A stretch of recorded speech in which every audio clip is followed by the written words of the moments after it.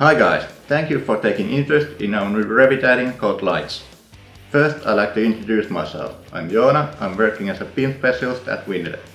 Today I'm about to guide you through the installation process of Lights. It is easy, fast, and then after you have done it, you have an amazing tool for lighting design in Revit at your service. Let us begin. Lights is an application for architects and designers using Revit. It is designed to make lighting design easier than ever. It is now available for download from Autodesk App Store free of charge. Log into your App Store account, then just type Lights in the search field and look for this icon. Download the application and run the installation.